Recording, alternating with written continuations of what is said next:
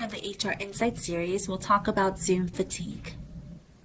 You've probably lost count of how many Zoom conferences and video chats you've had since the pandemic began.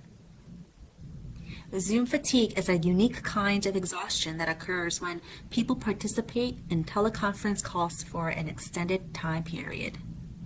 Let's take a look at what causes Zoom fatigue. Zoom fatigue stems from how we process information over video. Mental health experts suspect that Zoom fatigue happens because interacting over video calls is so different from meeting in person. Dr. Dixon Saxon, the Vice Provost for Walden University's College of Social and Behavioral Sciences, have provided interesting input. Our feelings and attitudes are largely conveyed by nonverbal signals, such as facial expressions, the tone and pitch of the voice, gestures, posture, and the distance between the communicators. In a face-to-face meeting, we process these cues largely automatically, and we can still listen to the speaker at the same time, but on the video chat, we need to work harder to process nonverbal cues. Video calls also enable multitasking, allowing callers to overtax their minds. Paying more attention to these consumes a lot of energy. And Dixon Saxon also explains that you can't just turn to the person next to you at a conference table to clarify or fill in a gap in the conversation. Let's talk about the advantages of Zoom. It allows us to stay safe while staying in touch. First, it's efficient. Reduced commuting time is one of the most obvious but significant benefits of video conferencing.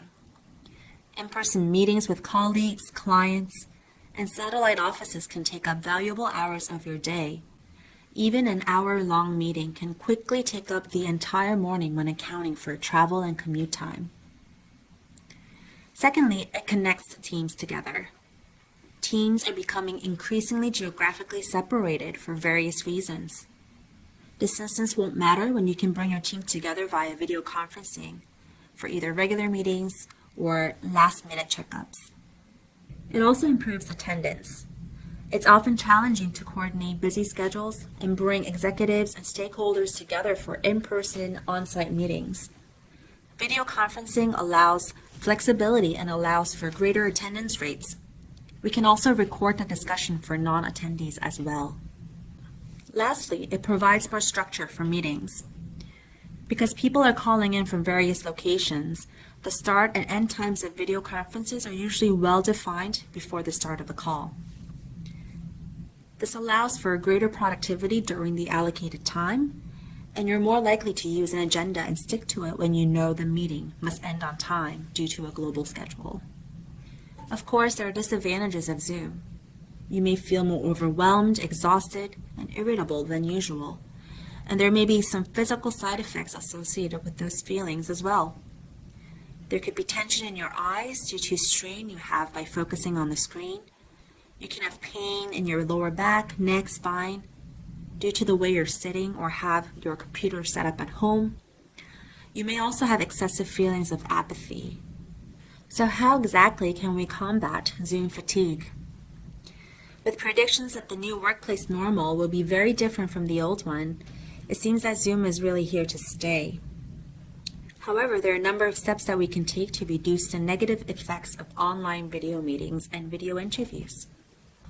First, avoid multitasking. It's easy to think that you can use the opportunity to do more in less time, but research shows that trying to do multiple things at once cuts into your performance. Because you have to turn certain parts of your brain off and on for different types of work, switching between tasks can cost you as much as 40% of your productivity time. Researchers at Stanford also found that people who multitask can't remember things as well as their more singularly focused peers. So the next time you're on a video chat, close any tabs or programs that might distract you. Put your phones away, put your notes away, and just stay present in the video meeting. This might be an obvious one, but you must build in break times. Be sure to take mini breaks from video during longer calls. Minimize the window, move it to behind your open applications, and simply look away from your computer now and then. For days when you cannot avoid back-to-back calls, consider making meetings 25 or 50 minutes instead of the standard half hour and a full hour to give yourself enough time in between the calls to get up, stretch, move around for a bit. Next, reduce on-screen stimuli. Research shows that when you're on video, you tend to spend the most time gazing at your own face. This can be easily avoided by hiding yourself from view or minimizing your video. When we're on video with other people, we not only focus on their faces, but on their backgrounds as well. So encourage them to use plain backgrounds or neutral backgrounds to help you stay productive. It's also helpful to have virtual social events where people can opt in to join. Whoever owns the event should make it explicit that people are welcome but not obligated to join.